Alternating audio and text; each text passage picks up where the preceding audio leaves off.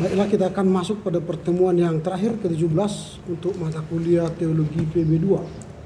Kita akan membahas dua materi, Eklesiologi dan Eskatologi Paulus, yang akan disampaikan oleh kelompok 4 dan 5. Silakan nanti dibukanya dengan nyanyi dan doa.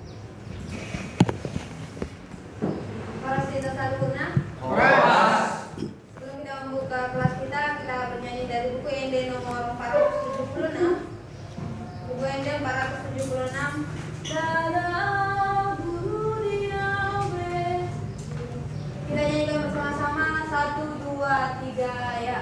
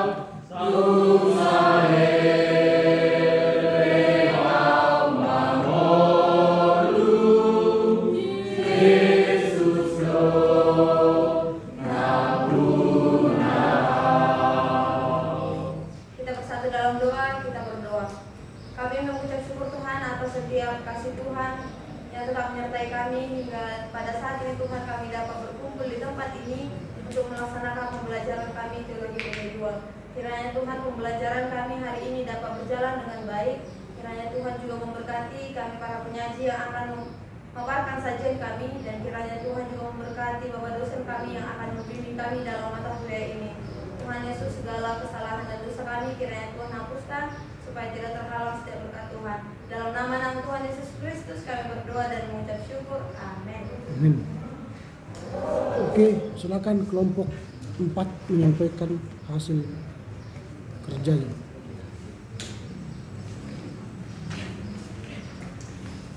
Kami dari kelompok 4 akan membahas mengenai eklesiologi menurut teologi Paulus. Kekhususan eklesiologi Paulus adalah sifat kristologinya. Kristus menjadi pelayan orang-orang bersunat untuk mengokohkan janji yang telah diberikan oleh Allah kepada nenek moyang kita. Eklesiologi merupakan sebuah studi mengenal gereja. Eklesiologi adalah cabang teologi yang secara sistematis mempelajari asal-usul, hakikat, ciri-ciri khusus, dan perutusan gereja. Paulus tidak pernah melihat gereja dari sudut organisasi atau strukturnya. Gereja selalu didekati dari rencana dan sejarah keselamatan. Segala perhatian dipusatkan pada Kristus dan kesatuan dengannya. Ketika orang berbicara tentang gereja, akan terlintas dalam pemikiran tentang sekelompok orang yang sedang menuju atau tempat dengan berpakaian rapi. Kelompok tersebut terlihat membawa Alkitab yang mungkin disertai membawa kitab pujian. Paulus berhasil juga menarik banyak dasar-dasar pokok Kristiani yang kenal mengenai dengan kehidupan sosial bersama, khususnya dengan kehidupan gereja. Dalam Perjanjian Baru disebutkan bahwa persekutuan para orang beriman adalah eklesia, yang berarti rapat atau perkumpulan yang tersedia dari orang-orang yang dipanggil untuk berkumpul. Kata eklesia tidak sama dengan kata sinagoge karena kata itu bukan istilah Yahudi. Istilah eklesia menjadi titik tolak pemahaman tentang gereja, dan ini juga yang dinyatakan oleh Paulus berkenaan dengan persekutuan orang percaya kepada Tuhan Yesus. Karena itu kita akan mengulas lebih lanjut apa pemikiran Paulus tentang gereja. Maka kata eklesiologi dipakai sebagai secara khusus dalam teologi Paulus. Maka dengan demikian pembahas ini akan menjelaskan eklesiologi menurut teologi Paulus. Selanjutnya akan disambung oleh teman-teman.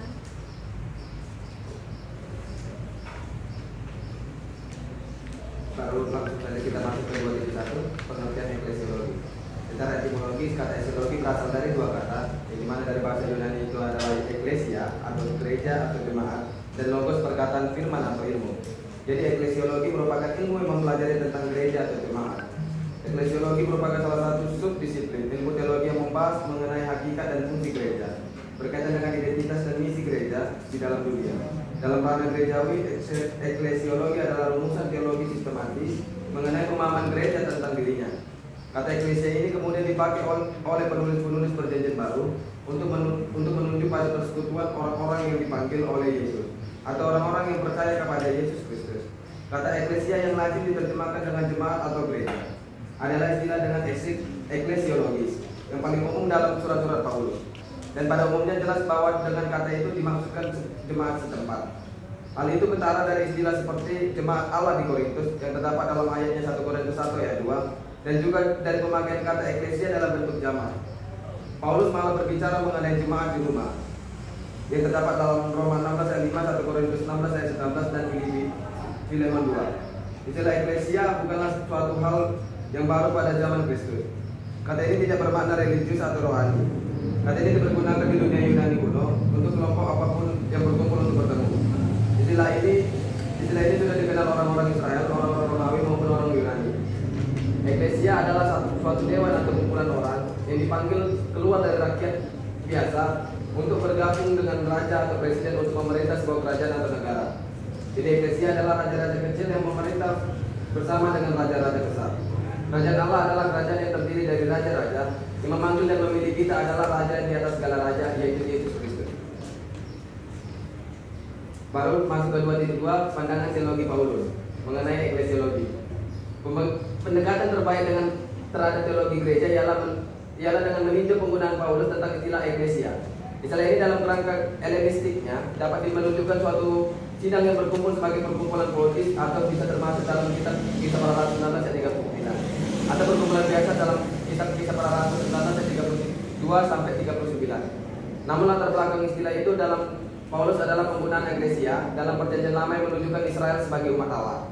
Terkandung dalam istilah itu adalah pernyataan bahwa gereja berdiri sebagai kesinambungan langsung dari umat Allah di Perjanjian Lama. Eklesia dapat menunjukkan pertemuan orang-orang Kristen untuk berbakti. Eklesia atau 1 Korintus 11 ayat 18 dapat berarti di dalam gereja. Hal ini tidak berarti dalam gedung yang disebut gereja. Eklesia tak pernah digunakan seperti istilah Inggris atau church ataupun bisa di dalam bahasa Indonesia itu adalah gereja. Hal itu mengandung arti orang-orang kudus yang berkumpul untuk menyembah. Demikianlah eklesia dapat menunjukkan orang-orang yang percaya yang berkumpul di suatu rumah khusus sebagai jemaat rumah. Terdapat dalam Alkitab Roma 16 ayat 5 dan 1 Korintus 16 ayat 19. Istilah itu dapat pula menunjukkan keseluruhan orang-orang percaya yang hidup di suatu tempat di Kenkrea. Terdapat dalam Alkitab Roma 16 ayat 1 dan di Laodikia. Terdapat dalam Alkitab Kolose 4 ayat 16 atau di kota-kota Yudea. Terdapat dalam Alkitab Galatia 1 ayat 22 dan Galatia. Terdapat dalam Alkitab Galatia 1 ayat 2. Penggunaan yang paling penting sebagaimana dalam Kisah Para Rasul 19 menunjukkan gereja am atau umum. Istilah ini digunakan bagi totalitas seluruh orang percaya sebanyak 2 kali di dalam Kolose dan 9 kali di dalam Efesus. Penggunaan ini muncul juga di dalam 1 Korintus 12 ayat 28, 1 Korintus 15 ayat 9, Galatia 1 ayat 13 dan Filipi 3 ayat 6. Namun hal ini sangat diragukan.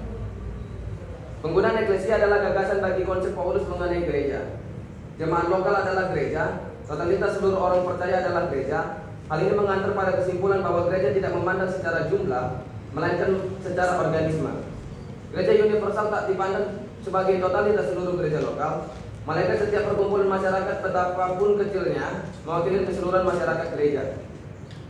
Pengertian yang benar dari ayat-ayat seperti 1 Korintus 1 ayat 2 dan 2 Korintus 1 ayat 1. Bukan jemaat Korintus yang berdampingan dengan jemaat-jemaat yang lain, melainkan jemaat gereja, sidang jemaat sebagaimana ada di Korintus. Gereja lokal bukan bagian dari gereja, melainkan pada hakikatnya adalah gereja dalam ekspresi lokalnya. Ini berarti bahwa keseluruhan kuasa Kristus dapat diperoleh oleh setiap jemaat lokal, sehingga setiap jemaat berfungsi dalam perkumpulannya sebagaimana gereja universal berfungsi di dalam dunia secara keseluruhan. Ini juga berarti bahwa jemaat lokal bukan lagi kelompok yang terisolir, melainkan berada di dalam kebersamaan dengan gereja secara keseluruhannya. Dan itu akan dilanjutkan oleh rekan saya. Terima kasih. 2.1 Gereja sebagai tubuh Kristus. Eklesiologi Paulus lebih jelas dirumuskan sebagai istilah tubuh Kristus. Paulus telah memakai kata tubuh Kristus. Gereja tidak disebutkan tubuh karena kerjasama atau kesatuan antara para anggota, tetapi oleh karena anggota bersatu dalam Kristus. Sifat kristologinya membuat gereja menjadi tubuh. Gagasan mengenai tubuh Kristus sungguh merumuskan pemikiran Paulus mengenai gereja. Hal ini dengan jelas tampak dalam kitab Roma 12 ayat 4-5. Paulus mempergunakan kata metafor tubuh untuk membicarakan kesatuan para anggota, tetapi kesatuan ini jelas diajarkan dalam Kristus. Kesatuan gereja tidak disebabkan oleh hubungan antara anggota, melainkan hubungan orang masing-masing dengan Kristus. Kesatuan gereja ialah bahwa semuanya mempunyai Tuhan yang sama, yakni Yesus Kristus. Kesatuan ini diwujudkan dalam pertemuan dan perkumpulan jemaat dengan dasar Kristus. Gereja digambarkan sebagai tubuh Kristus, khususnya dalam surat Efesus dan Kolose, dengan maksud untuk menekankan hubungan antara gereja dengan Kristus, seperti tubuh dan kepala. Paling sedikit ada 3 makna yang terkandung dalam gambaran tersebut, yakni yang pertama, Kristus sudah begitu menyatu dengan gerejanya, tidak mungkin memisahkan Kristus dan gerejanya. Menganiaya gereja berarti menganiaya Kristus sendiri. Menyambut gereja berarti menyambut Kristus. Kedua, gereja merupakan penjelmaan yang nampak dari Yesus Kristus di atas bumi. Gereja adalah tubuh duniawi dan Tuhan yang surgawi itu. Karena Kristus ini tidak lagi berada di dunia dalam suatu bentuk yang kelihatan, maka tubuhnya seharusnya dapat menyatakan siapakah Kristus itu. Yang ketiga, karena gereja adalah tubuh, ia tidak dapat hidup tanpa kepala yang adalah Kristus sendiri. Tubuh bergantung sepenuhnya kepada kepala tersebut. Ini berarti gereja takluk dan diperintah oleh Kristus sang kepala itu. Gereja tidak boleh bertindak seolah-olah berdiri sendiri dan tidak boleh memerintahkan diri sendiri. Gereja harus diperintahkan oleh Kristus. Tetapi waktu Rasul Paulus menyebut gereja sebagai tubuh Kristus dalam 1 Korintus dan Roma, Paulus menekankan aspek lain dari tubuh Kristus itu, yaitu persekutuan dengan sesama umat yang ditebus oleh Tuhan Yesus Kristus. Setiap bagian atau anggota tubuh Kristus mempunyai suatu fungsi dan kesanggupan yang spesifik. Setiap anggota adalah penting, tidak peduli bagaimanapun kelihatannya dia. Setiap orang yang telah menjadi bagian tubuh Kristus pastilah berguna. Ia harus mengerti apa panggilannya dan apa tujuan hidupnya. Tubuh adalah suatu kesatuan di mana masing-masing bagian saling bergantung dan tidak dapat hidup sendiri. Sama seperti mata tidak dapat berfungsi dengan tepat kalau terpisah dengan tangan atau dengan bagian tubuh lainnya. Tidak ada satu anggota pun dapat berfungsi dengan bebas tanpa memerlukan anggota lain. Seorang Kristen memerlukan saudara seiman untuk dapat bertumbuh dewasa dalam Kristus. Selanjutnya akan dilanjutkan oleh saya. Selanjutnya ialah gereja sebagai bait Allah. Bagaimana gambaran lain yang digunakan Paulus untuk menunjukkan gereja adalah tentang bait Allah. Yesus berbicara tentang pembentukan gerejanya seperti mendirikan sebuah bangunan. Bisa kita lihat di dalam Matius 16 ayat 18. Ia juga dikatakan pernah menyampaikan sebuah yang penuh rahasia. Aku akan merembuhkan bait suci buatan tangan manusia ini, dan dalam 3 hari akan kudirikan yang lain yang bukan buatan tangan manusia. Dalam Markus 14 ayat 58. Paulus juga melihat bahwa kelompok Kristen sebagai bait Allah eskatologis telah menggantikan bait Allah sebagai tempat Allah berdiam dan disembah. Metafora ini mengandung 3 penekanan individu orang percaya itu telah menjadi bait Allah karena Roh Allah yang mendiaminya yang dapat terlihat dalam 1 Korintus 6 ayat 19. Sebagai bait Allah, orang yang percaya itu kudus. Itu telah menjadi milik Allah. Karena itu dia bukan lagi miliknya sendiri dan tak boleh mengatur kehidupannya menurut kehendaknya sendiri. Selanjutnya, gereja merupakan persekutuan umat percaya. Jika dari sisi manusiawi, gereja adalah persekutuan orang-orang yang telah memberi tanggapan terhadap firman Allah yang diberitakan dan yang percaya kepada Yesus Kristus serta mengakuinya sebagai Tuhan. Roma 10 ayat 9. Gereja terdiri dari orang-orang yang telah menyeru nama Tuhan Yesus Kristus, 1 Korintus 1 ayat 2, sehingga dapat disebut dengan istilah umat yang percaya atau hoi pisteuontes. Fakta bahwa iman pribadi kepada Yesus Kristus adalah bagian yang penting dari gereja, jelas terlihat dalam Roma 4, di mana Paulus mengemukakan bahwa keselamatan yang telah dikerjakan Yesus itu hanya berlaku bagi mereka yang percaya, sebagaimana halnya Sebagaimana halnya dengan Abraham. Abraham tidak diterima oleh Tuhan karena perbuatan baiknya yang didasarkan pada ritual keagamaan atau sunat, melainkan karena ia percaya kepada Allah. Selanjutnya akan jelaskan oleh Denis. Selanjutnya, gereja sebagai tempat umat persekutuan. Salah satu unsur yang paling penting dalam umat eskatologi ini adalah persekutuan atau disebut koinonia.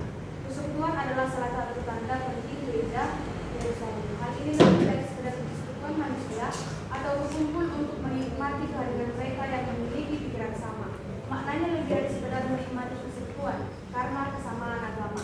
Persekutuan ini adalah ciptaan eskatologis dari Roh Kudus yang lebih baik diartikan persekutuan yang diciptakan oleh Roh Kudus. Dan Filipi 2 ayat 1 dapat diterjemahkan jika benar bahwa telah menciptakan suatu persekutuan. Hubungan ini tercipta karena orang-orangnya telah turut ambil bagian dalam hubungan bersama dengan Kristus. Gereja adalah persekutuan orang-orang yang terpilih tanpa melihat status sosial, pendidikan, kekayaan, atau warna kulit. Dengan sederhana, gereja dapat disebut orang pilihan Allah. Pada dasarnya, hal ini menegaskan bahwa gereja bukanlah lembaga manusia atau gerakan keagamaan yang didirikan di atas perbuatan-perbuatan baik atau kesetiaan kepada guru besar atau pemimpin, melainkan merupakan ciptaan Allah yang didasarkan atau maksud kasih karunia. Persekutuan itu bukanlah sekumpulan manusia seperti Israel yang terbentuk berdasarkan hubungan rasial atau jasmania.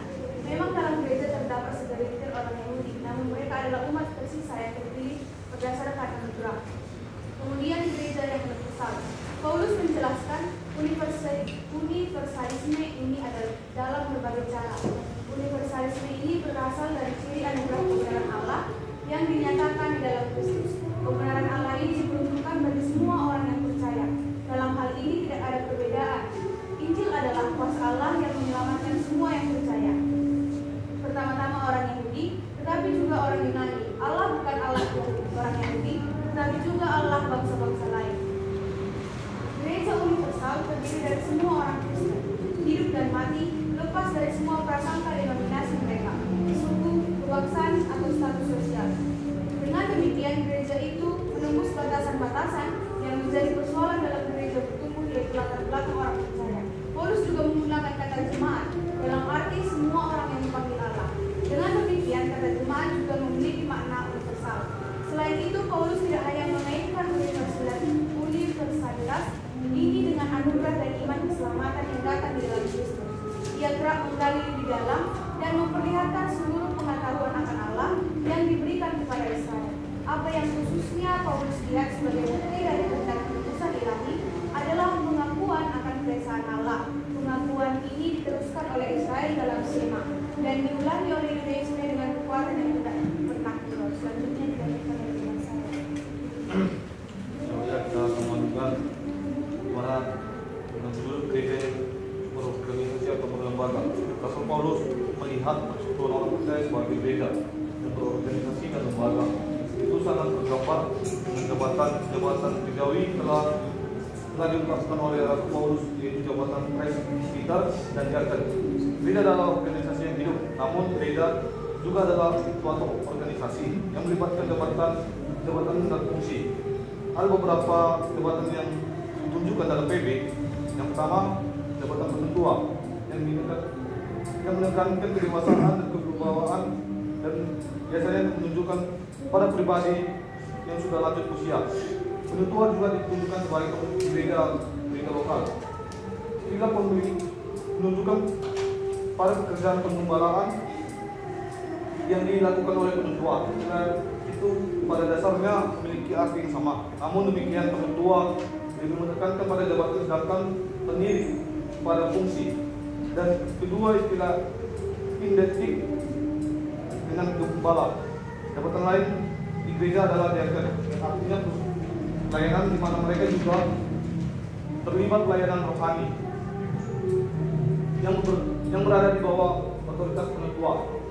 Kita mendengar dari berita kisah Rasul Paulus bahwa di mana saja Paulus berhasil dalam kemakmuran Injilnya, sehingga ada kelompok-kelompok orang percaya.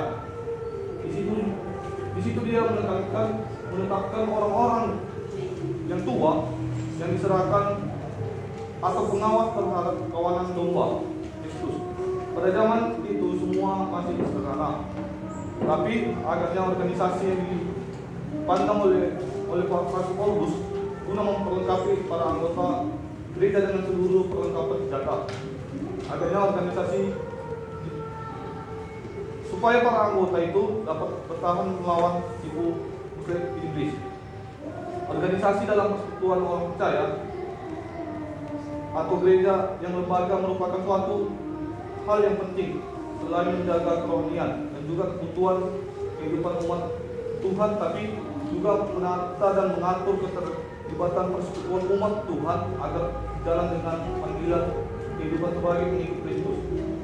Yang pertama, di mana yang pertama ada penutua.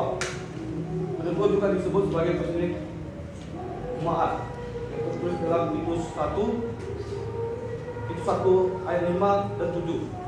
Norma berlaku bagi penetapan penutua atau pemilik disebut di Titus 3 ayat 2 sampai 7. Kewajiban penutua adalah sebagai berikut: memimpin, mengatur rumah Allah, cara mengajar, berpegang kepada perkataan yang benar yang sesuai dengan yang diajarkan Tuhan, berkhotbah dan mengajar. Dengan singkat, penutua harus memberikan bimbingan di dalam mengatur jemaat secara jasmani ataupun rohani, serta dapat membela dan mengajarkan agama Kristen baik di luar maupun di dalam. Yang kedua, diaken, di mana dalam diaken ini banyak syarat-syarat untuk memegang jabatan diaken, tertulis dalam 1 Timotius 3 ayat 8 sampai 13. Sepertinya hal dengan penutua. Syarat-syarat yang ditentukan di sini bersifat umum, di mana dalam menurut Roma 12 ayat 8, kewajiban diaken adalah menunjukkan kemurahan atau layani. Dari 1 Korintus 12 ayat 28 ini jelas kiranya bahwa jabatan diaken itu semua adalah karunia yang kemudian agaknya dianggap perlu bagi jalannya pelayanan. Yang ini agar supaya dapat diatus dan dapat ditentukan. Hal ini semua dimaksud agar gereja dapat dipimpin dan diatur dengan mempergunakan segala karunia dan segala kekuatan bagi pembangunan. Dan yang bagian terakhir, kesimpulan.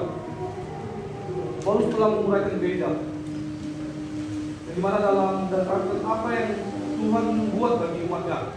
Sebenarnya tentang gereja secara teologis bukan hanya untuk melihat masa kini atau aspek waktu, bukan pula melihat kepada diri sendiri atau hanya melihat kepentingan manusia secara sektor tertentu, melainkan melihat kepentingan manusia dalam semua aspek. Karena karya Kristus mencakup semua aspek kehidupan manusia, maka orang percaya juga harus mampu melihat dan mempromosikan sebagian aspek-aspek. Gereja adalah tubuh Kristus dan Kristus adalah sebagai kepala gereja. Karena itu gereja memiliki Yesus, mendengar perintah Yesus dan melaksanakan kehendak Yesus. Dengan kata lain, gereja adalah alat Yesus untuk dunia. Gereja juga menjadi pengganti Kristus yang menggambarkan hubungan antara Kristus dan jemaat dan keakraban dan kesucian. Keakraban Allah dengan anggotanya menggambarkan bahwa gereja juga adalah keluarga Allah.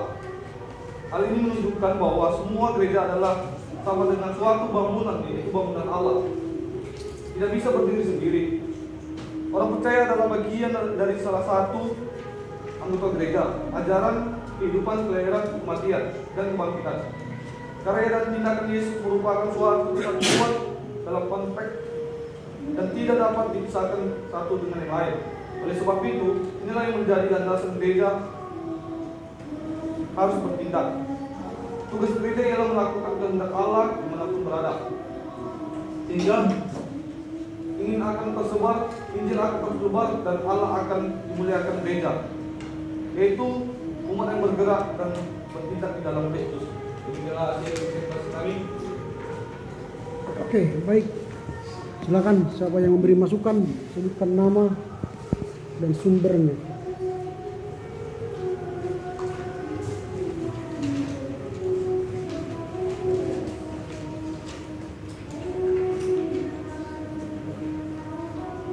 Silakan.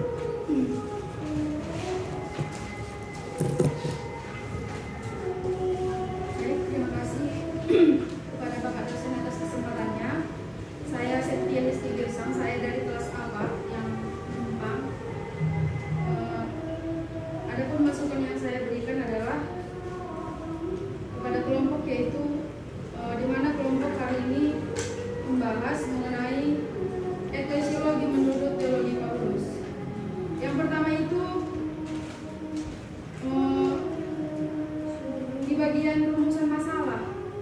Masukan yang saya berikan adalah di rumusan masalah di bagian nomor 2 dan 3 itu pertanyaannya hampir sama sebenarnya. Lalu kemudian jika memang ini kelompok bedakan, mengapa di penjelasan pembahasannya itu hanya sampai 2 saja begitu, 2.1 dan seterusnya, tidak sampai 3, karena di rumusan masalahnya ini ada 3. Lalu kemudian masukan yang saya berikan di dalam eklesiologi, menurut pandangan Paulus yang saya dapatkan dari jurnal Tom Jacob, nanti bisa saya kirimkan ke kalian, itu ada koinonia sebagai kunci eklesiologi Paulus. Jadi sebenarnya di sini saya dapatkan ada kunci eklesiologi Paulus, yaitu koinonia. Di mana kita tahu di sini dijelaskan, nanti akan saya kirimkan kepada kalian.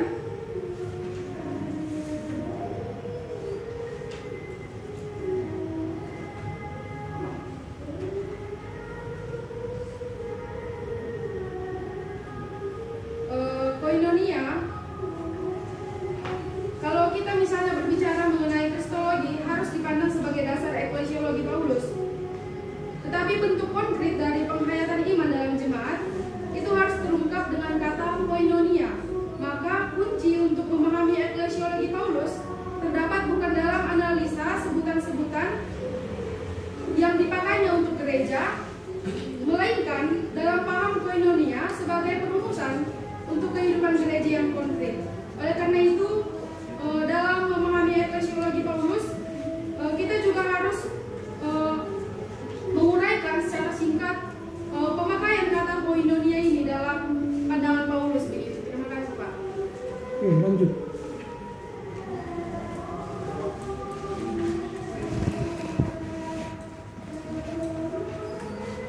Baik, nama saya Pak Sinaga. Saya ingin memberi tambahan masukan kepada kelompok penyaji di bagian pandangan teologi Paulus mengenai eklesiologi. Saya ingin menambahkan dari jurnal Edian Emas tahun 2020 yang ditulis oleh Denny Andri yang berjudul Gereja dalam Pandangan Paulus. Nah, di sana ada dikatakan bahwa gereja itu sebagai menggambarkan istri atau memulai Kristus. Jadi dalam Efesus 5 juga, dalam Efesus 5 22-23 juga dijelaskan bahwa hubungan Kristus dengan gereja dianalogikan dengan hubungan suami istri. Suami mewakili Kristus dan istri mewakili gereja. Istri yang mewakili gereja dinasihati untuk taat kepada suaminya seperti kepada Tuhan. Kualitas ketaatan itu dilukiskan seperti ketaatan kepada Tuhan. Sikap taat istri kepada suami dia sebagai bagian dari kewajiban kepada Tuhan. Suami yang mewakili peran Kristus juga dinasihatkan untuk mengasihi istrinya. Kualitas yang dituntut dari seorang suami sama dengan kasih Kristus terhadap gereja. Bagaimana Kristus telah mengasihi jemaat dan telah menyerahkan dirinya baginya. Mungkin itu saja. Terima kasih. Ada lagi? Baik, terima kasih. Di sini saya ingin menambahkan dalam pemahaman eklesiologi Paulus penting untuk nama saya Gelson Talardo Espa. Saya dari kelas B. Jadi dalam pemahaman eklesiologi Paulus penting penyaji untuk menambahkan, ini sumbernya dari buku ICW G. Indra dari Teologi Sistematis. Di sini ada dikatakan ada beberapa prinsip dalam pelayanan gereja seperti itu. Yang pertama, pelayanan gereja didasarkan pada pelayanan Kristus. Kita bisa melihat itu dari di Filipi 2 ayat 5. Pelayanan Kristus yang dimaksudkan di sini adalah pelayanan sebagai anak, hamba, dan imam seperti itu. Lalu yang kedua, prinsip yang kedua adalah seluruh pelayanan gereja berasal dari pelayanan Kristus. Bisa dibandingkan dalam 1 Korintus 12 ayat 4 sampai 6 seperti itu. Artinya bahwa semua pelayanan dalam gereja bukanlah milik seseorang, melainkan hanya milik Kristus. Lalu salah satu prinsip pelayanan lagi yang diberikan oleh Paulus itu adalah setiap anggota gereja bertanggung jawab mengerjakan pelayanan Kristus berdasarkan karunia rohaninya masing-masing. Itu dari 1 Korintus 12 ayat 12 sampai 26. Itu mungkin yang bisa saya tambahkan. Terima kasih. Ada lagi? Oke, baik, silakan ditanggapi oleh kelompok 4. Terima kasih atas penjelasan kepada saudara Septi mengenai saran tambahan yang saudara sebutkan itu. Kami menolak karena memang sudah kami tuliskan dalam sajian kami di 2.2.4 mengenai gereja itu sebagai sebuah persekutuan atau golongannya. Jadi menurut kami menolak saran dari saudara. Terima kasih. Lanjut. Di sini juga kami menolak dari tambahan saudara Palma ya, yang mengenai istri dan suami harus menghargai seperti mana juga gereja begitu ya. Karena juga di kesimpulan di sini sudah kami buat yang dimana gereja itu juga dengan gereja itu juga menjadi pengantin Kristus yang menggambarkan hubungan antara Kristus dan jemaat, keakraban dan kesucian. Jadi di sini juga sudah kami buat ya begitu Kristian.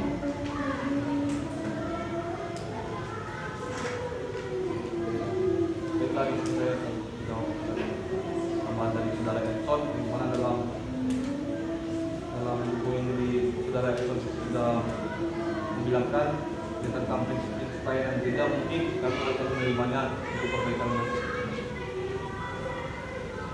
Oke, selesai semua. Silakan siapa yang mau bertanya. Oke, silakan. Ya, terima kasih untuk kesempatannya ya. Pertama-tama terima kasih untuk para penyaji karena telah membuatkan sajian kita yang terbaru eskatologi Paulus pada hari ini, gnosiologi Nama. Paulus pada hari ini. Nama saya Polisa Berkainan. Polisa Berkainan. Oke. Pertanyaan saya simpel saja ya. Apakah pemahaman eklesiologi Paulus ini masih digunakan gereja-gereja sekarang atau masih memiliki hubungan dengan gereja sekarang? Itu saja. Terima kasih. Oke, ada lagi.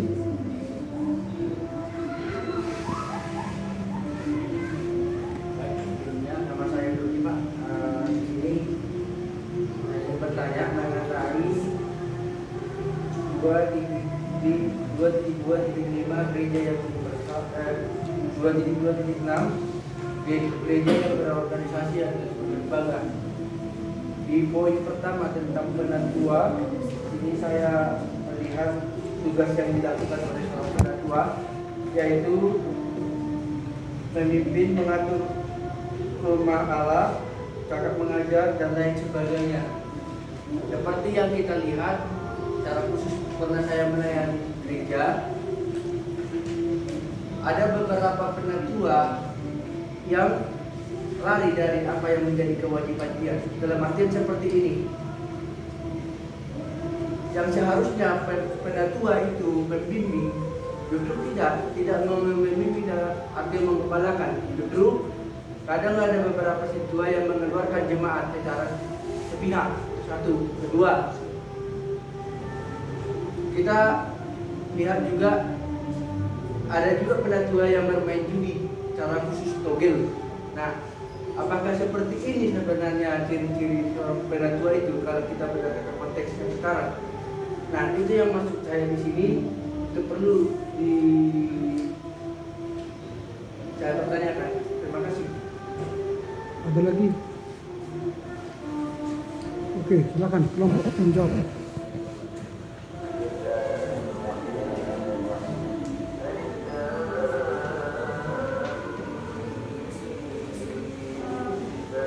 Pertanyaan kami Sarah, apakah masih berlaku hal ini? Tentunya hal ini masih berlaku. Hal ini seharusnya yang diterapkan gereja-gereja pada saat ini. Gereja-gereja harus sadar bahwasanya diri itu sebagai tubuh Kristus, sebagai tempat persekutuan juga. Jadi perannya gereja-gereja itu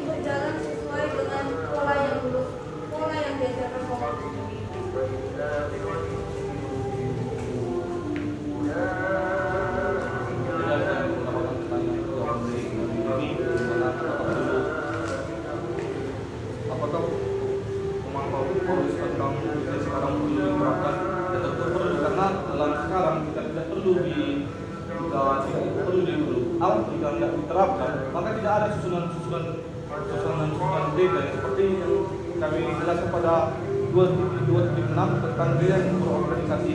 Karena Paulus juga menekankan bahwasanya dalam tata gereja, Paulus juga mengajarkan bahwa apa sih jabatan-jabatan di gereja tersebut, seperti penetua dan diaken yang lain-lainnya.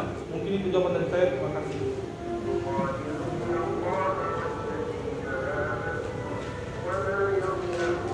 Ya, bagaimana?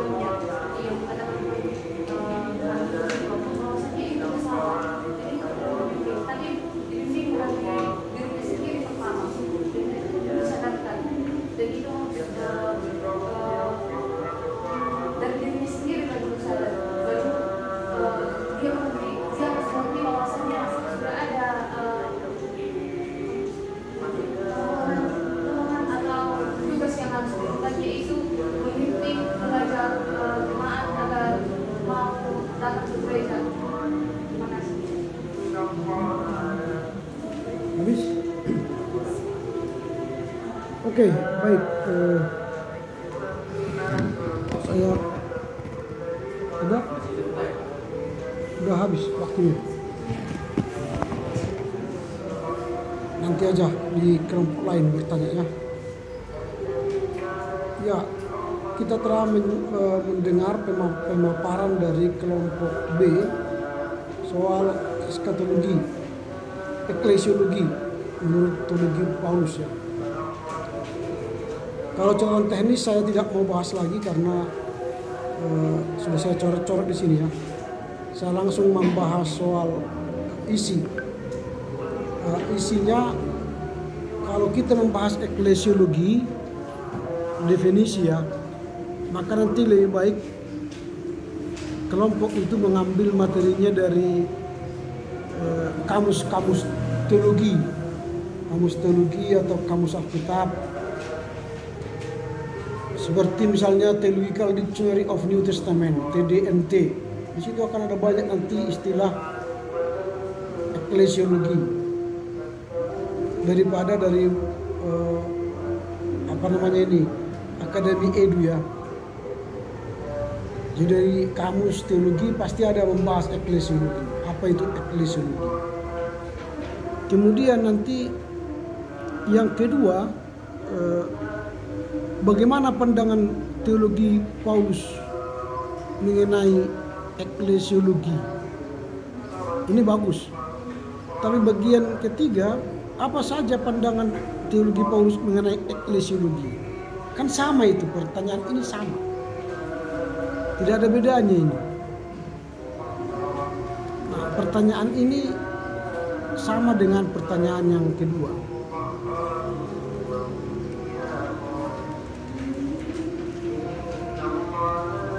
Sebaiknya diganti aja dengan pertanyaan yang lain. Misalnya, apa relevansi eklesiologi Paulus dengan gereja-gereja atau ajaran gereja saat ini? Misalnya diganti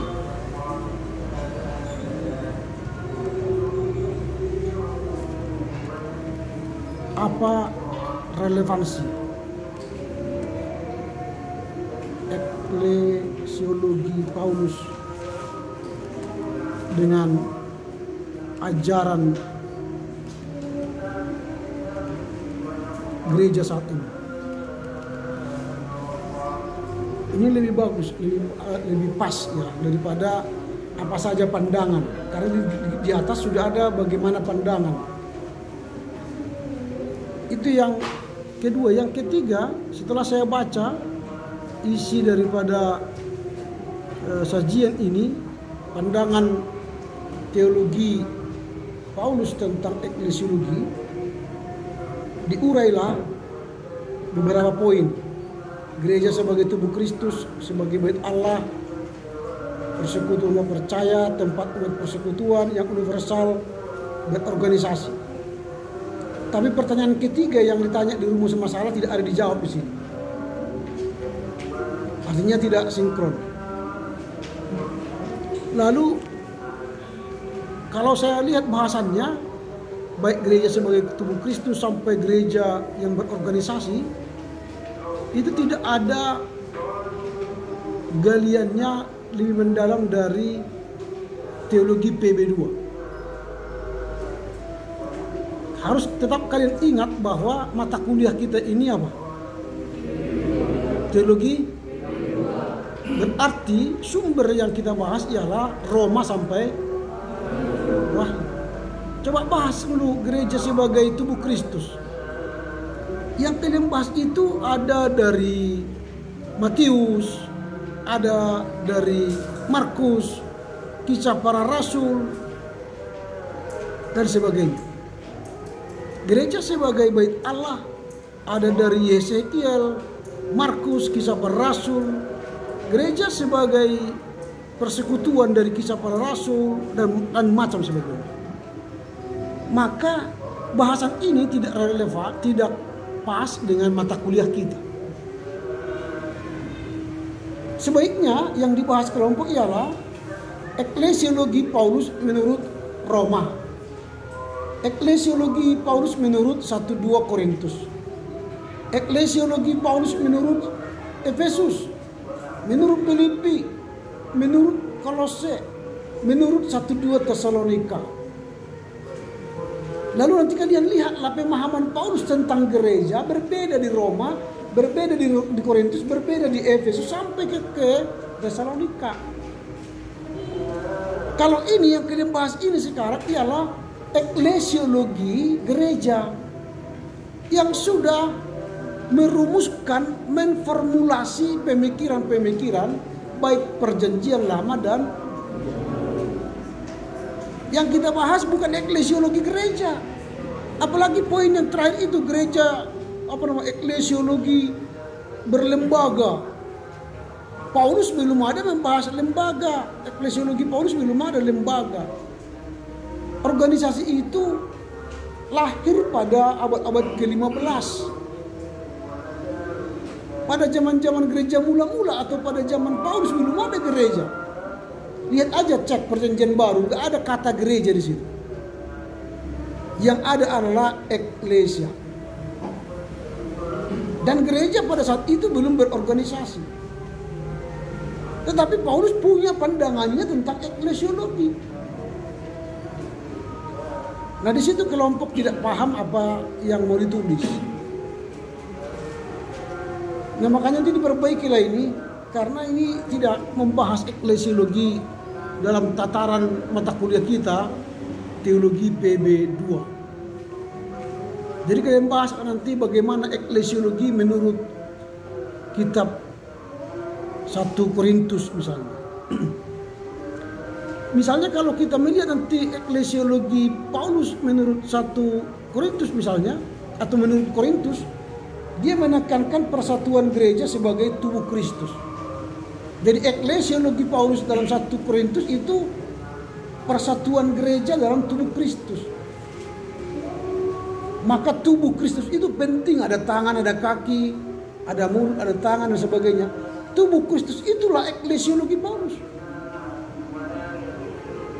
Dalam 2 Korintus dia tidak lagi membahas soal tubuh, tapi dia sudah membahas soal kesatuan persatuan gereja serta menanggapinya dengan memperbaiki hubungan dengan yang lain. Jadi bukan hanya tubuh lagi, tapi eklesiologi itu punya relasi anggota gereja dengan yang lain. Artinya Paulus menjelaskan eklesiologi itu ialah pelayanan untuk orang lain, bukan pelayanan untuk kita.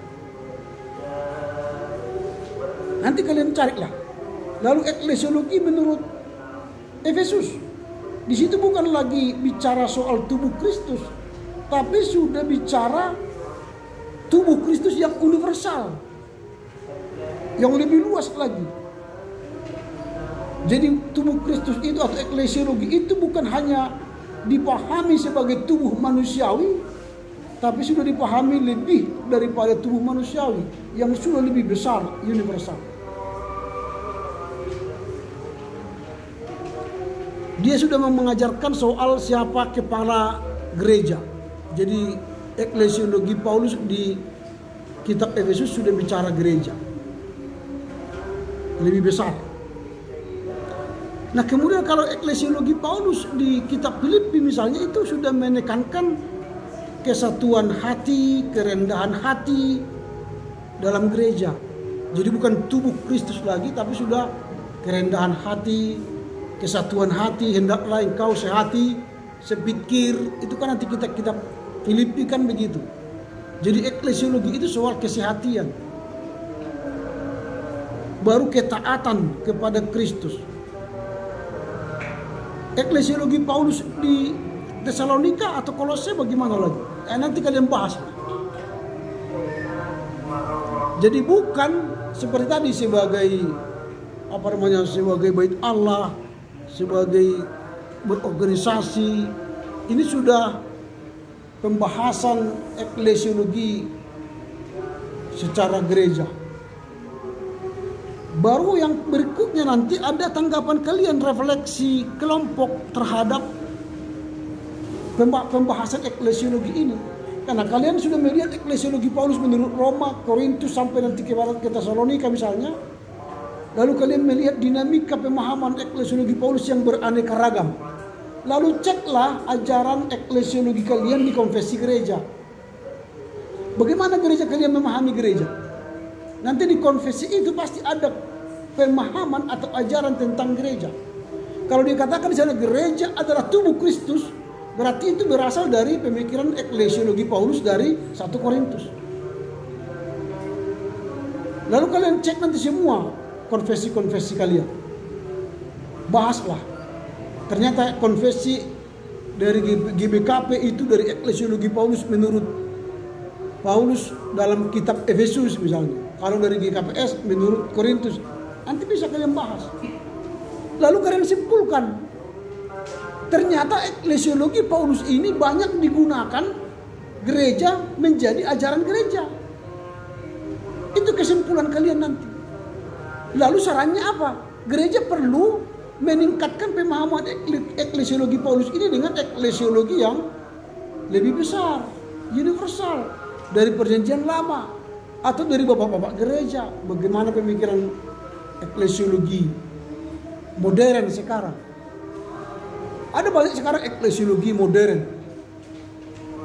Kalian beli nanti di perpustakaan apa di Gramedia, bukan di BPK ada keluar sekarang eklesiologi yang baru. Kalau saya tawarkan dalam disertasi saya eklesiologi unggul melayani dalam kebersamaan. Itu eklesiologi modern yang menjawab tantangan gereja dalam bereklesiologi. Eklesiologi itu kan cara menggereja. Cara menggereja itu lahir dari mana? Dari tata gereja. Tata gereja itu lahir dari mana? Dari teologi. Ini yang harus dibahas oleh kelompok. Sehingga nanti paper ini semakin bagus. Kemudian di daftar pustaka atau kepustakaan menulis nama dalam sumber, jangan buat gelar SJ misalnya, Serikat Jesuit Tom Jacob SJ. Lalu di kepustakaannya kalian buat SJ, Tom Jacob. SJ itu gelar. Bukan jadi kalian balik SJ T Jacob. Kadang T Jacob, kadang-kadang kalian buat Tom Jacob. Mana yang benar? Harus konsisten. Ini Tom Jacob SJ. Ini kalian tidak rubah. Artinya kalian belum belajar bagaimana cara membuat daftar pustaka yang baik dan benar. Ini kalian sudah semester 6 loh. Masa tingkat 3 belum tamat-tamat menulis catatan pustaka, catatan kaki. Oke, dengan demikian berakhirlah untuk kelompok 4. Kita istirahat 5 menit. Setelah itu masuk ke kelompok 5. Boleh mau istirahat, mau kamar mandi atau sebagainya silakan. Tapi nanti kita masuk jam 12:17. Silakan.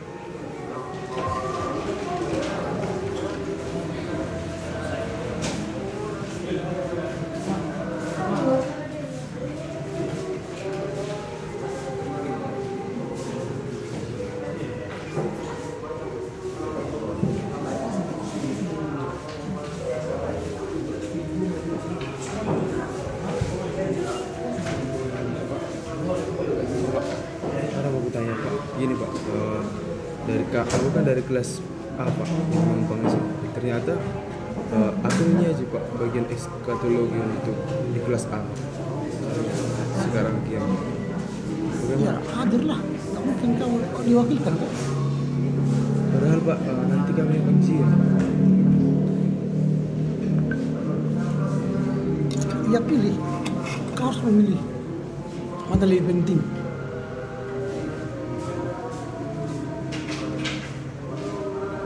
Gak mungkin saya memilihnya kan? Kau yang memilih. Terima kasih Pak. Chat up. Gimana? Kan aku presentasi juga kelompok 5 Pak. Tapi ya kau harus pilih. Mana yang kau pilih?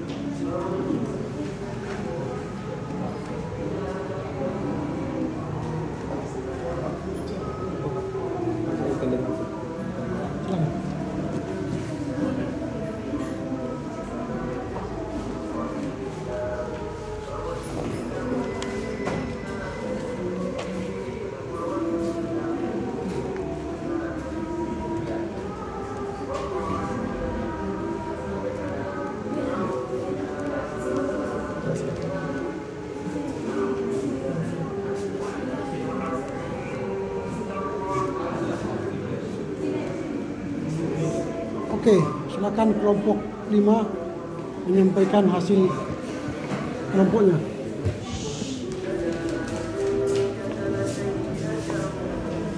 Silakan.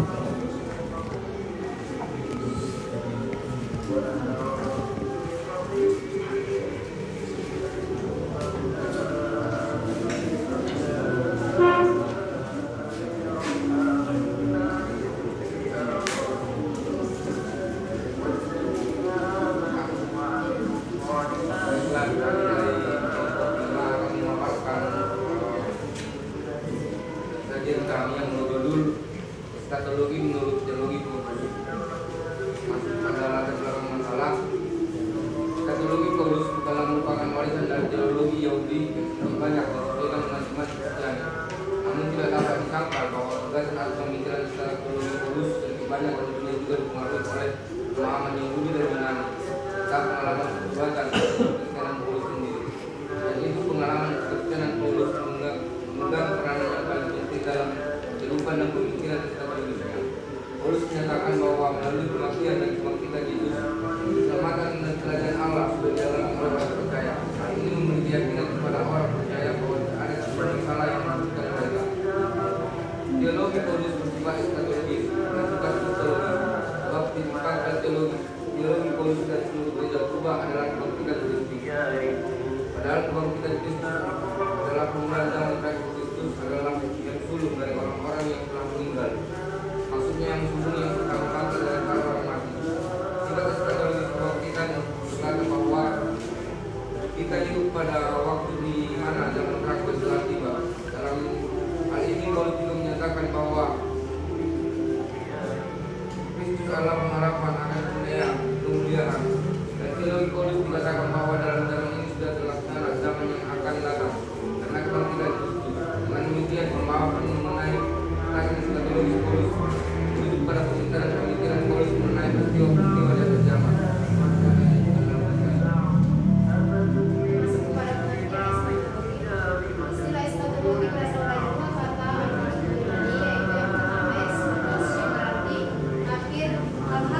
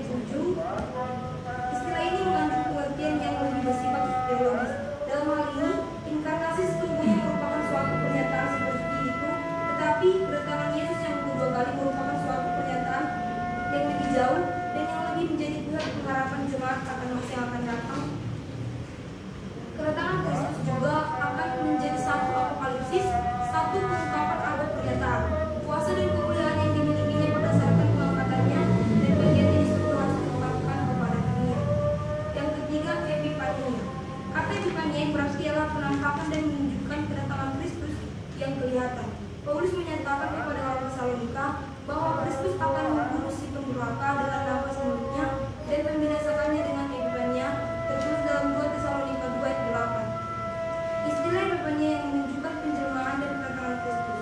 Allah telah menghancurkan kuasa maut dan menunjukkan realitas kehidupan dan kekekalan dalam sejarah melalui penampakan Yesus Kristus, Juru Selamat kita dalam daging.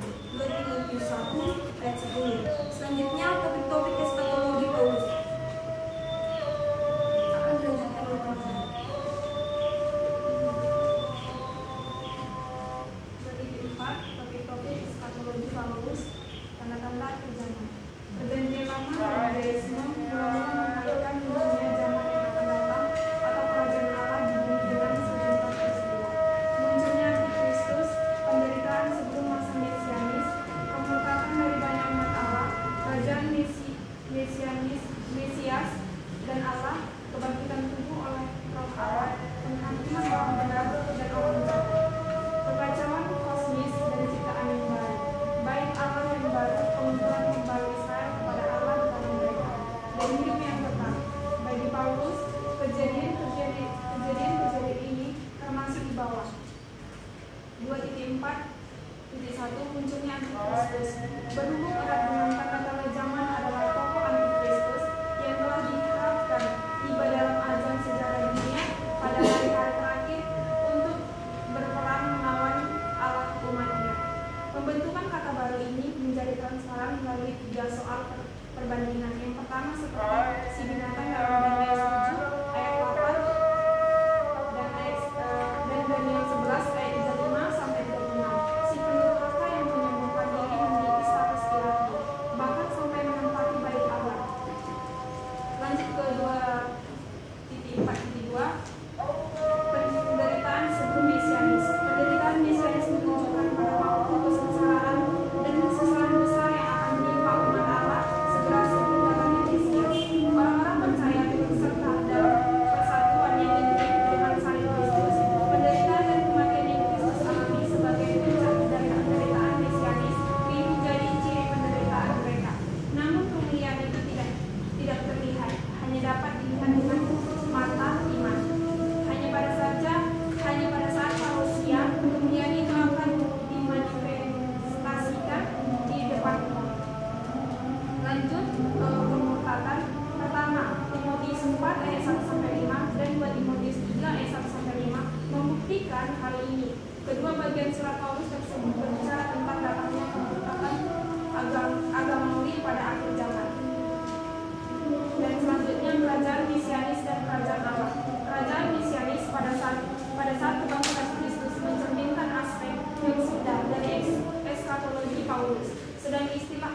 Sedangkan istilah kerajaan dengan lengkap menghadirkan aspek yang belum istilah kerajaan Basileia yang merujuk kepada Kristus dan atau Allah muncul 12 kali dalam tulisan Paulus. Jika tumpang tinggi dari 2 zaman ini benar-benar berlaku dalam aspek pikiran Paulus ini, maka kita seharusnya mengharapkan untuk menemukan baik bentuk waktu sekarang atau present tense maupun bentuk waktu yang akan datang future tense melekat pada realitas berikut. Selanjutnya akan dilanjutkan dengan saya. Tanda-tanda akhir zaman yang kelima adalah kebangkitan tubuh oleh Roh. Di dalam Roma 8 ayat 9-11 menjajarkan kebangkitan rohani dan jasmani sehubungan dengan orang percaya.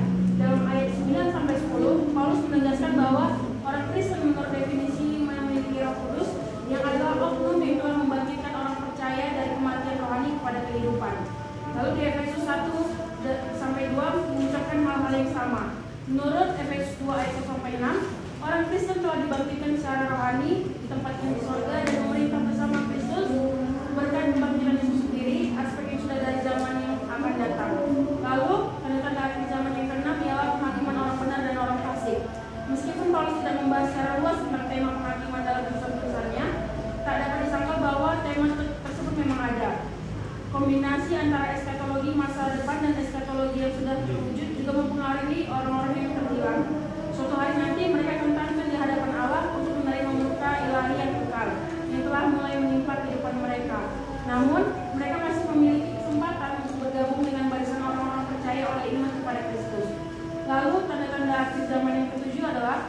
ciptaan baru. Bagi Paulus, ciptaan baru telah menerobos ke dalam zaman sekarang ini melalui Kristus, namun penyempurnaannya masih menantikan parousia. Tanda-tanda akhir zaman yang ke-8 adalah bait Allah yang baru. Bagi Paulus, bait Allah yang baru itu telah datang dalam bentuk gereja Yesus Sang Mesias, yang batu-batunya adalah individu-individu orang percaya dan bangunannya adalah tempat kediaman Allah. Namun bait Allah itu belum sempurna, ia masih sedang bertumbuh. Selanjutnya dibacakan. Sebelumnya pengumpulan kembali Israel. Paulus merasa waktu itu akan terjadi, walaupun mungkin masih jauh. Jelas terlihat dalam tulisannya Roma 11 ayat 12-32, sebuah bagian Alkitab yang membayangkan keselamatan masa depan dari bangsa Israel. Namun sisa dari bangsa Israel, yakni orang-orang Yahudi yang memberikan tanggapan iman kepada Allah dengan cara menerima Yesus Sang Mesias, bentuk Israel rohani. Dan seperti telah diketahui, Israel rohani adalah bayangan dan keselamatan masa depan bangsa Israel. Selanjutnya, kehidupan sesudah mati ataupun hidup yang kekal. Bagi Rasul Paulus, kematian kebangkitan Yesus Sang Mesias amat memperjelas gagasan dari kehidupan di balik kubur. Ini bisa kita lihat dalam 1 Timotius 1 ayat 10. Dalam surat 2 Korintus 5 ayat 1-10, secara khusus amat berguna dalam memahami pokok keadaan menengah. Teks ini merangkai kerangka waktu yang sudah ataupun belum dari dua zaman. Ayat 1-5 menyoroti aspek yang belum. Zaman yang akan datang belum sepenuhnya tiba. Itu hanya akan terjadi pada saat parousia, pada waktu mana orang percaya akan dibungkus dengan tubuh kebangkitan yang penuh kemuliaan. Selanjutnya, hari Tuhan. Samping hari Tuhan dalam tulisan-tulisan Paulus terdapat ungkapan hari Kristus yang merujuk kepada konsep dasar yang sama dengan mengangkat Yesus ke status yang sama dengan Yahweh. Dia menyatakan bahwa dalam pelayanannya hari telah terbit. Istilah-istilah yang berkaitan dengan kedua hal ini adalah hari-hari terakhir. Kedua istilah ini memperjelas bahwa akhir zaman telah menerobos ke dalam zaman yang sekarang ini, berawal dari kematian dan kebangkitan Yesus Kristus. Semua istilah yang terdahulu memperlihatkan bahwa kekristenan mula-mula dan dalam Paulus, zaman yang akan datang telah dimulai, meskipun belum disempurnakan. Oleh karena itu, orang Kristen hidup dalam kesimpangan dari dua zaman, atau seperti dituliskan dengan sangat indahnya oleh Paulus dalam 1 Korintus 10 ayat 11. Pada orang Kristen telah menimpa ujung zaman yang akan datang. Mungkin ini yang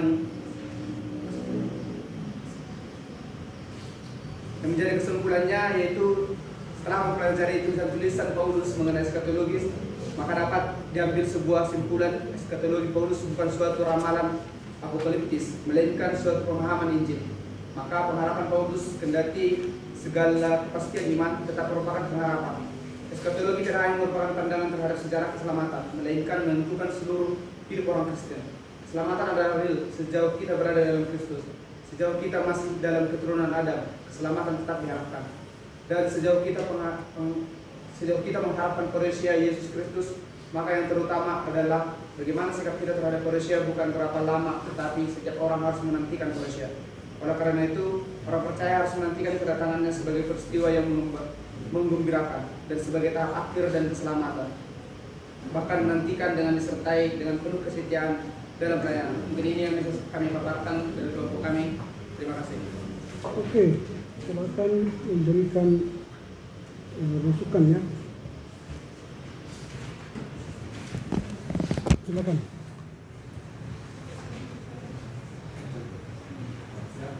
Sebelumnya perkenalkan, nama saya Sungkaran Vespa. Di sini saya ingin menambahkan paper penyaji itu dari buku C. Marvin Platt, yaitu Teologi Paulus. Di sini dia seperti menggambarkan bahwasanya gagasan eskatologinya Paulus ini, terutama dalam 1 Korintus 1 ayat 18-25, itu berkaitan dengan Mesias seperti itu. Nah, dalam pemahaman Paulus, bahwasanya Mesias itu adalah sosok yang tersalib begitu. Sedangkan bagi orang Yahudi pada masa itu, Mesias dan eskatologi itu berarti suatu zaman di mana mereka menerima keselamatan, hikmat dan kuasa. Sementara Mesias yang dalam pemahaman Paulus ini adalah sosok yang tersalib. Ya, dan juga hal ini membuat orang-orang di pada masa itu hal ini akan membangkitkan pemahaman bahwasanya Mesias itu adalah suatu membawa kekalahan, kebodohan dan kelemahan seperti itu. Akan tetapi di sini tepat disinilah berhadapan dengan intisari amanat Paulus bahwasanya salib benar-benar berlawanan dengan apa yang disukai daging seperti itu. Bagi Paulus, pembebasan ataupun eskatologi itu datang hanya melalui salib yang dianggap oleh orang Israel pada masa itu adalah lambang kebodohan dan juga kelemahan. Itu yang mungkin ingin saya tambahkan. Terima kasih. Oke, lanjut. Baik, terima kasih buat Bapak dosen. Pertama-tama perkenalkan, nama saya Immanuel Mustafa Panagian. Saya ingin menambahin dari saudari dan saudara penyanyi yang dimana terdapat dalam jurnal teologi El Shaddai. Kita bisa lihat di dalam 2.4 ini yang topik-topik eskatologi Paulus, yang dimana tanda-tanda akhir zaman, dan terdapat dalam 2.4.10 yang dimana adalah kehidupan sesudah mati atau hidup yang kekal. Nah, saya ingin menambah sedikit. Jadi menurut dari jurnal tersebut, jurnal teologi El Shaddai mengatakan bahwasannya orang-orang percaya ini akan diselamatkan sesudah menantikan namanya penggenapan ataupun pengharapan. Nah, itu bisa terdapat dalam Roma 8 ayat 24. Terus keselamatan itu masih menunggu digenapi seluruhnya. Pemikiran Paulus tentang eskatologi menunjukkan betapa berharganya hidup orang Kristen, di mana ajaran moral Paulus hanya dapat mengerti dalam ketegangan antara sudah dan belum. Dan dunia dikenal sekarang ini akan berlalu. Dan itu akan terdapat dalam kitab 1 Korintus 7 dan ayat 31. Dan itu nanti saya akan kirimkan jurnalnya kepada grup kita. Sedikit seperti itu Pak. Saya kembalikan Bapak Dosen. Oke, silakan. Baiklah, terima kasih. Di sini saya sedikit memberikan masukan kepada kelompok yang dari sumber nama Grace Simbol, Pak. Sumbernya dari jurnal Karisma, jurnal Kementerian Pendidikan Agama Kristen mengenai eskatologi Paulus.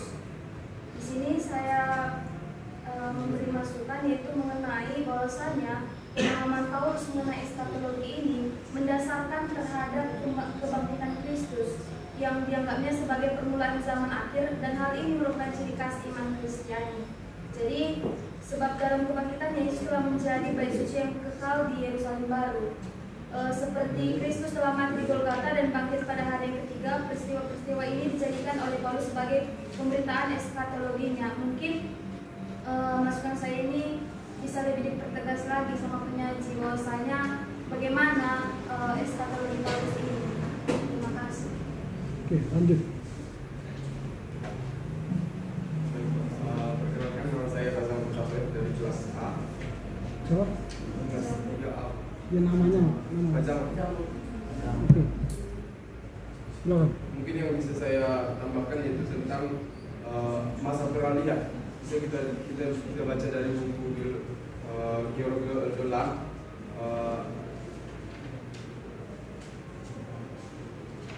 Teologi Perjanjian 2 jilid Teologi Perjanjian Baru jilid 2 yang mengatakan bahwasanya eskatologi itu pandangan Paulus terhadap eskatologi ini juga berfokus kepada peristiwa-peristiwa yang menandai peralihan dari masa kini kepada masa yang akan datang, yaitu kedatangan Kristus dan kebangkitan orang mati. Di mana pandangan Paulus terhadap peralihan eskatologi ini dapat dilihat dari 2 Korintus 5 ayat 1 sampai 10 yang menekankan terhadap kebangkitan tubuh, di mana Paulus menyatakan bahwa setelah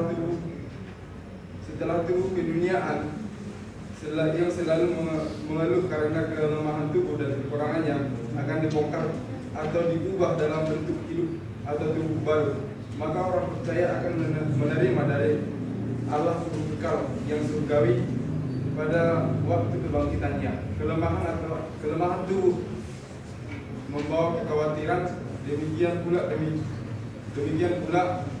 pemikiran tentang keadaan tentang telanjangnya roh yang tanpa tubuh. Tahu saya jelaskan lagi Bu, ya masukkan aja nanti mereka yang menyetujui atau tidak. Tahu saya jelaskan apa yang ditulis. Jadi nanti penceramah kedua nanti. Ya, ada lagi? Ya, silakan. Perkenalkan, nama saya Daniel Manurung. Ini saya ingin menambahkan tentang eskatologi sebelum atau menetapkan tentang parusia ya.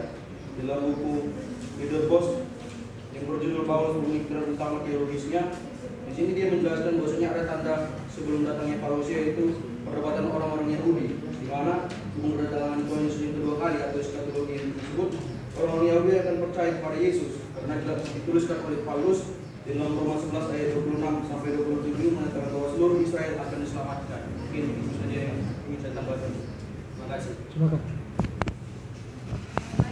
Nama saya Tasya Sendiri. Saya akan menambahi dari sajian penyaji tentang bahwasannya pada penghakiman. Di dalam buku pengulangan Alkitab setiap hari dikatakan bahwasannya dalam Wahyu 20:12 menyatakan bahwa semua orang akan menghadap takhta pengadilan Allah tanpa terkecuali. Dalam penghakiman inilah terjadi pemisahan seperti perumpamaan yang disampaikan Yesus bahwa pada hari penghakiman akan dipisahkan domba dari kambing, memisahkan gandum dari ilalang, dan Wahyu juga menggambarkan bahwa orang yang memberontak tersebut akan dicampakkan ke dalam lautan api yang didefinisikan sebagai hukuman yang tiada pernah berakhir. Terima kasih. Oke, ada lagi?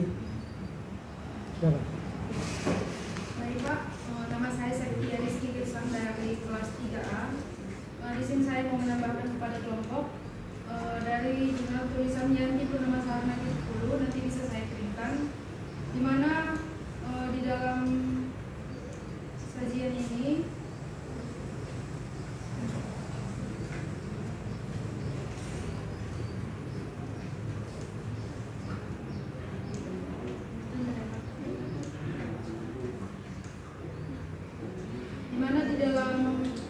ini dia menuliskan gagasan teologis Paulus mengenai eskatologi.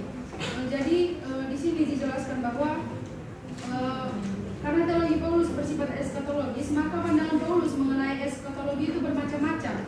Namun dalam hal ini ada surat-surat yang dituliskan Paulus mengenai eskatologi ini. Yang pertama itu menurut surat Efesus, di mana di situ dijelaskan mengenai keselamatan yang terdapat di atas begitu. Lalu kemudian mengenai di dalam surat 1 Tesalonika, di mana di sana dia menjelaskan mengenai kejadian yang akan datang.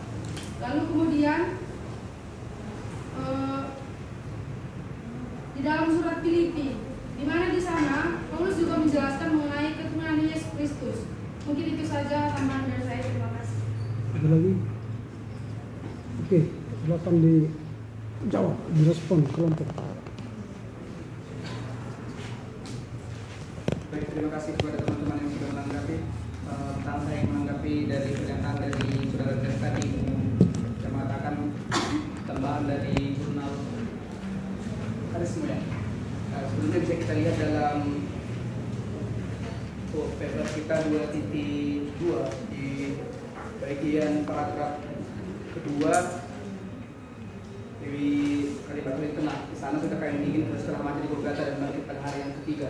Dan lebih jelaskan lagi kami bahas di dalam paragraf terakhir yang menyatakan bahwa zaman akhir telah tiba, yang diambil dari 1 Korintus 10 ayat 11. Di sini kami mengatakan bahwa tambahan dari saudara-saudara sudah kami masukkan, dan itu kami menolak. Sampai Ya, di sini saya akan melengkapi tambahan dari saudara Pejamut yang diambil dari buku Teologi Perjanjian Baru 2. Di sini kan sudah masukannya untuk saudara Pejamut, dilihat dari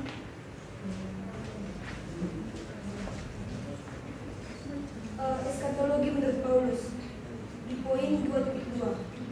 Jadi kami menolak masukan dari saudara Pejamut.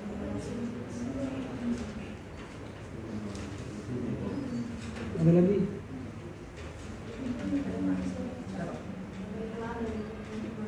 Saudara Elson, saudara Emmanuel, saudara Daniel, saudara Tasya dan saudara Setia, dan betul tambahan yang ditambahkan oleh teman-teman belum ada dalam paper kami menerima masukan dari teman-teman semua. Terima kasih. Sudah semua? Baik, saya tidak akan memberi pertanyaan karena waktu. Ada banyak hal yang mau saya sampaikan. Yang pertama, sama seperti kelompok 4 tadi, soal catatan teknis saya tidak mau sampaikan lagi karena itu menghabiskan waktu. Saya anggap kalian bisa nanti belajar dari apa yang saya tulis di sini. Kalian lihat soal catatan teknis dan sebagainya. Saya lebih fokus pada isi ya, rumusan masalah kalian, apa yang dimaksud dengan eskatologi.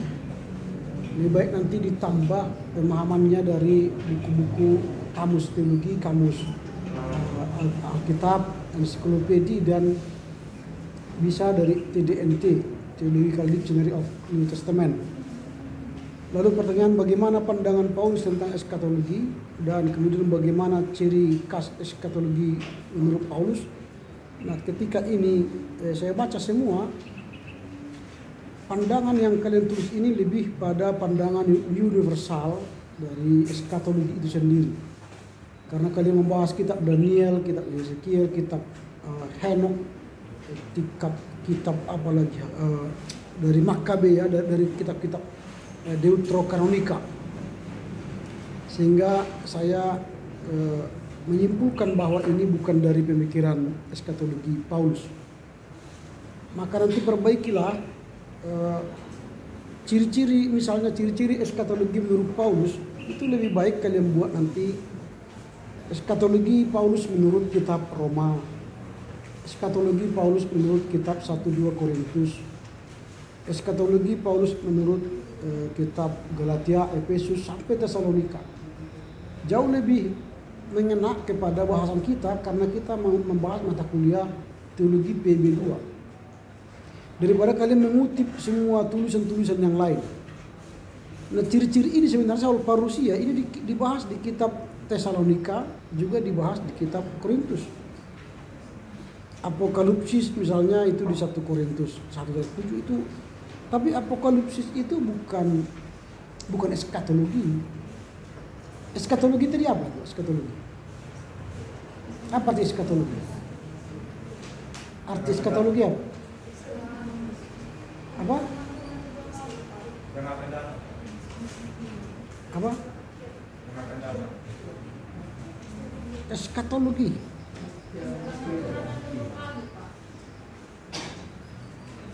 Nah, itu kedatangan Tuhan atau akhir zaman. Akhir zaman, kedatangan Tuhan kedua kali. Jadi memang karena kelompok tidak memahami apa eskatologi dengan baik, maka kalian masukkan misalnya apokalipsis. Apokalipsis itu apa? Apokalipsis itu kan wahyu ya, wahyu penyataan ya. Lalu dibuat mereka lah ini sebuah sebuah eskatologi. Ini beda, ini bukan eskatologi.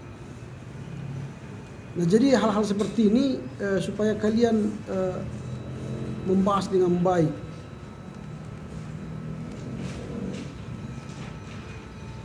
Tapi kalau dalam arti eskatologi yang universal bisa saja masuk. Tapi dalam pengertian Paulus tidak ada eskatologi Paulus yang berbicara apokalipsis.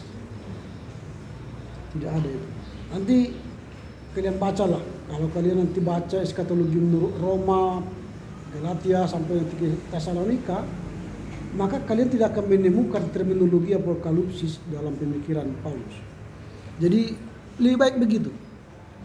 Kemudian kalau kalian bahas misalnya topik-topik eskatologi pada akhir zaman, tanda-tanda akhir zaman, yang kalian bahas kan Yeskiel, Daniel, kemudian Esra, Baruk, Henok. Yang kalian bahas bukan dari kitab Roma sampai Wahyu. Sehingga ini bahasanya lari. Eskatologi yang kalian bahas ini sudah lebih kepada eskatologi yang universal. Dari kitab-kitab, entah kitab Perjanjian Lama atau kitab Deuterokanonika atau dari kitab Perjanjian Baru.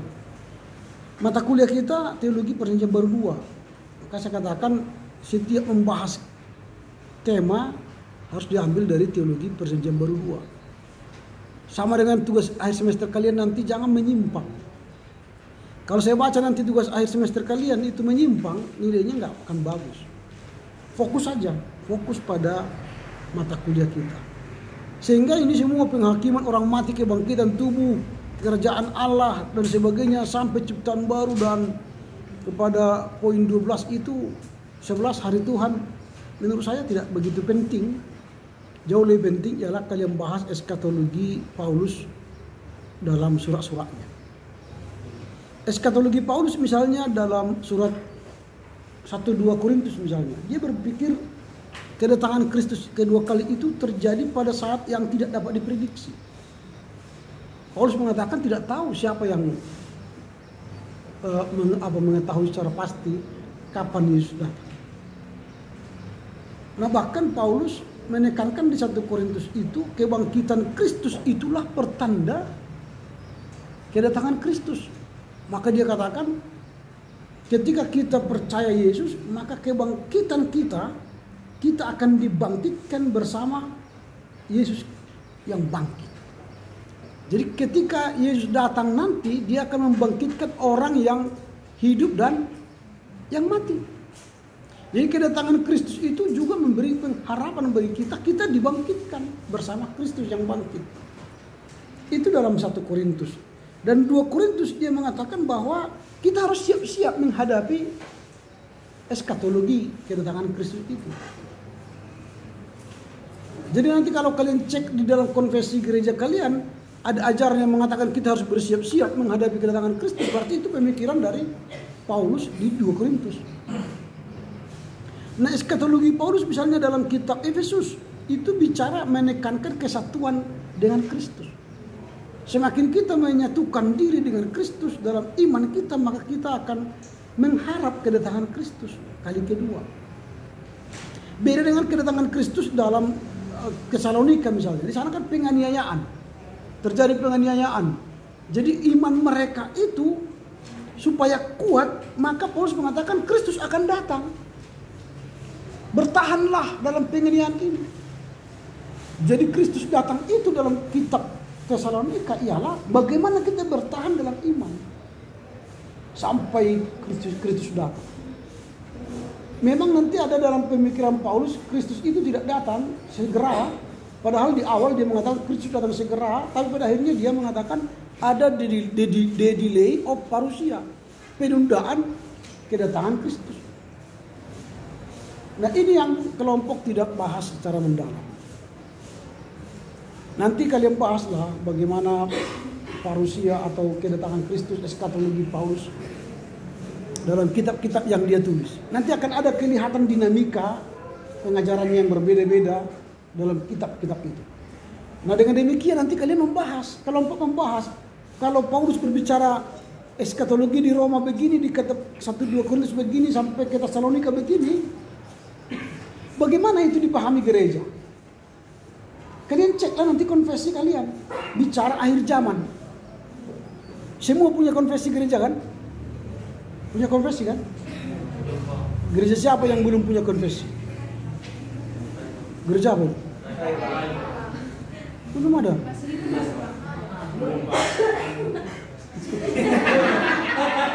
Haleluya, haleluya. Iyalah mungkin setelah datang Yesus Kristus kali kedua ya. Iyalah nggak apa. Kalian nanti yang berjuang menyusunnya. Nah, lihatlah nanti konfesi-konfesi kalian. Pasti nanti di bagian akhir ajarannya ialah akhir zaman.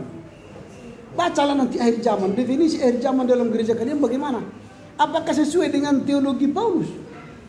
Apakah sesuai dengan ajaran Paulus dalam kitab-kitabnya yang dia tulis, surat-surat yang dia tulis? Kalau sesuai, maka katakanlah bahwa nanti kesimpulan kalian berdasarkan hasil pembahasan kami melihat bahwa pada umumnya gereja-gereja ajaran eskatologinya diambil dari pemikiran Paulus dalam surat-surat. Kalau belum, misalnya HKI belum kan? Kalian sampaikanlah bahwa tidak semua gereja mengutip atau mendasari ajaran eskatologinya dari kitab-kitab Paulus. Disarankan gereja mempelajari eskatologi Paulus untuk dijadikan juga dalam konfesinya. Buat kritik khusus HKI misalnya. Nah, itu syarat. Sehingga orang yang membaca paper kalian ini benar-benar mengikuti alur pemikiran kalian sampai akhir. Begitu ya, nanti diperbaikilah. Semoga kalian bisa ditolong Tuhan ya menyelesaikannya. Saya akan kirim nanti ini ke kelompok. Nah ini karena waktu sudah hampir mepet, saya membuat evaluasi selama 1 semester ini, khususnya ketika membahas tugas-tugas kelompok. Saya buat warna-warna ini, siapa yang banyak bertanya, siapa yang tidak pernah bertanya selama proses studi ini. Saya tandai bahwa ada beberapa yang sama sekali tidak pernah ngomong di kelas ini, mulai hadir sampai pulang, sampai tutup kelas ini. Saya catat di sini misalnya kalau presentasi ya bisa lah ya. Saya catat misalnya Agnes, Agrinda, Elsa, Gloria, Hujulum, Indriani, Johannes, Juan, Lydia, Mikael, Natalia, Obed, Reja, Richard, Ruth, Samuel, Serina, Susanta, Tri. Saya catat. Makanya saya katakan sebutkan namamu supaya saya catat di sini. Sekaligus melatih dirimu, memperkenalkan dirimu dalam setiap sisi.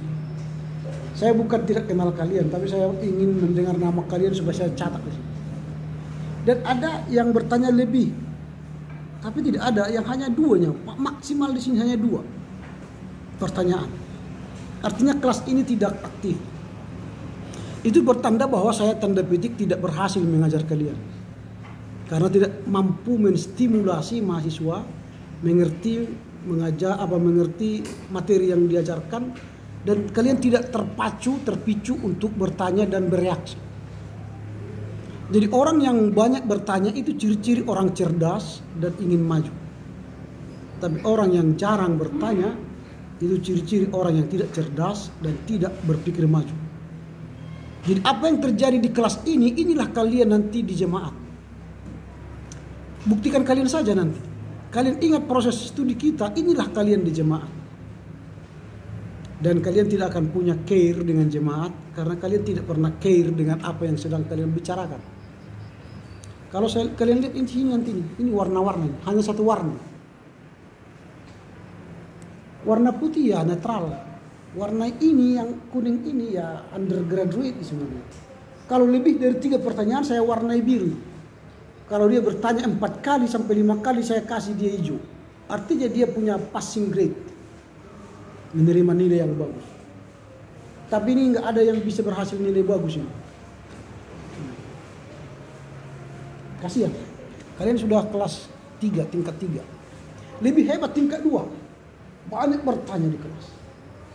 Mereka ada yang biru, ada yang hijau. Kalian semua kuning. Kelas A, kelas C pun tadi kuning, nggak ada yang biru. Dan ya menurut saya ya, saya kasihan milik kalian saja. Saya kasihan milik kalian. Sampai pada akhir paper yang kelima tidak ada yang sempurna. Masih banyak catatan saya terhadap paper. Artinya secara teknis menulis belum ada yang tamat.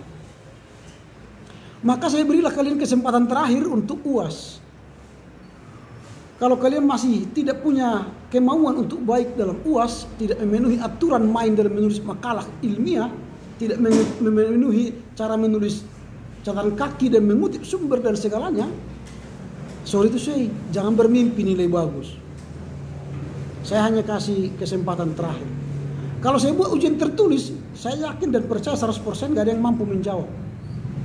Kalau saya buat nanti coba uraikan pemahaman Paulus tentang eskatologi menurut kitab Roma 1, waduh mencret kalian itu. Gak ada yang mampu yang jawab. Untunglah kalian saya tidak kasih ujian tertulis, saya kasih paper aja. Buktikanlah Anda berkualitas dengan paper. Jangan ada yang sama dengan paper lain di kelas ABC. Kalian mungkin kerja di kelas di kamar kalian masing-masing, tapi mengutip dari sumber yang sama dari internet, lalu copy paste ke lembar kerjamu, lalu saya periksa sama, maka dua-duanya diskualifikasi. Artinya tidak dapat nilai. Jadi mohon maaf soal itu ya, harus bekerja keras. Karena orang yang mampu bekerja keras sekarang, bersakit-sakitan sekarang, dia akan hidup gampang di masa depan. Dia menikmati kebahagiaan di masa depan. Tapi orang yang gampang saat ini, kalian akan menikmati masa sulit masa depan. Jadi jika ingin hidupmu gampang di masa depan, sukses di masa depan, bersakit-sakitlah saat ini. Belajar yang serius, baca buku yang banyak. Jangan banyak menghabiskan waktu dengan men-scroll TikTok orang lain di handphone. Menghabiskan energimu menonton TikTok orang lain. Itu tidak membuat Anda berhasil. Yang membuat Anda berhasil ialah belajar keras. Kemudian analisa absen di sini saya sampaikan bahwa Richard tidak bisa lagi mengikuti UAS karena absennya sudah melebihi 5. Jangan berharap lagi ikut UAS. Tak usah kirimkan ke saya UAS ini. Tidak ada gunanya. Dan minggu depan datanglah menghadiri UAS. Saya akan kasih soal dan tanda tangani absen. Setelah itu pulang, saya beri kesempatan 1 minggu lagi untuk mengirimkan file. Supaya agak bernapas lega sedikit. Jadi mulai sekarang kalian sudah bisa kerja, atau semester awal saya sudah katakan kemarin kerjakan UAS ini. Supaya banyak waktu. Jadi kalau 6 bulan saya kasih mengerjakan tugas, tidak selesai, dan selesai tapi tidak punya kualitas, jangan salahkan saya. Salahkanlah dirimu yang tidak berkualitas. Itu saja yang saya sampaikan. Nanti tutup dengan nyanyi dan saya berdoa. Setelah itu kita foto bersama. Saya mohon maaf atas segala kekurangan saya, perkataan, sikap, tingkah laku saya yang kurang baik dan banyak menyakitkan hatimu. Tahankanlah. Semoga tahan menderita supaya Anda berhasil. Kalau kalian tidak mau memaafkan saya, tidak apa-apa, tapi saya sudah memaafkan kalian. Saya hanya mengatakan ampunilah kesalahan orang yang bersalah kepadamu. Saya sudah maafkan salahmu, Anda tak mau memaafkan, Tuhanlah bersamamu. Kan? Silakan tutup dengan nyanyian. Teman-teman harus lihat grup kita, sana sudah ada lagu dari buku Doring Haleluya nomor 499 dan nyanyikan ayat saja. Oh Tuhan tiap jam Kau memerlukan. Kita nyanyikan 1, 2, 3 ya. Oh Tuhan tiap jam Kau memerlukan. Ayam Tuhan nabur pasona turun berharga nuliana handoru pinggahi narodo ausonari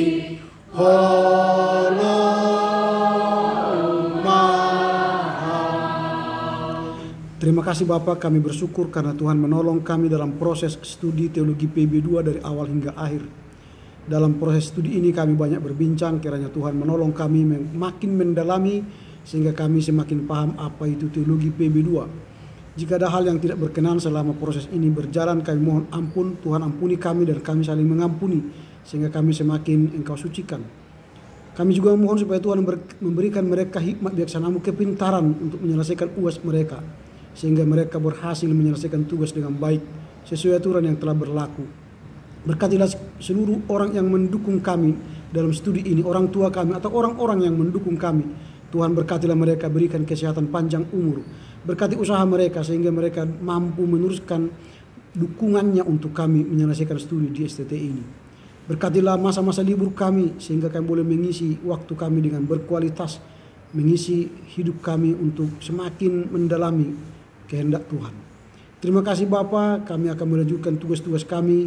Tuhanlah kiranya menolong kami menyelesaikan tugas kami dengan baik hingga sore dan malam hari. Terima kasih Bapa, inilah doa kami karena Tuhan mendengar mengabulkan, karena kami mohon dalam nama Yesus Kristus Tuhan dan Juru Selamat kami yang hidup. Amin. Anugerah Tuhan kita Yesus Kristus, kasih Allah Bapa dan persekutuan Roh Kudus memberkati saudara sekalian. Amin.